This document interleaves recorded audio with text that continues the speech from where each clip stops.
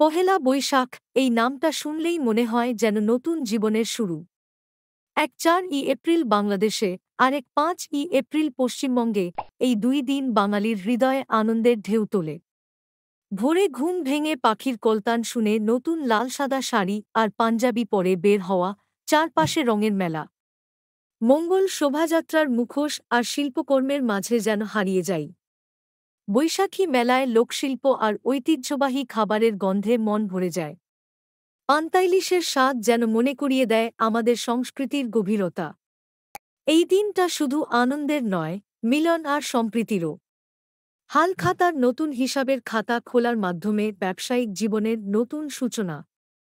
পুরনো বছরের গ্লানি মুছে নতুন উদ্যমে সামনে এগিয়ে যাওয়ার প্রেরণা।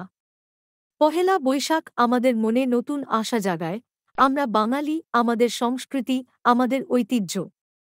নতুন বছর সবার জীবনে সুখ ও সমৃদ্ধি নিয়ে আসুক।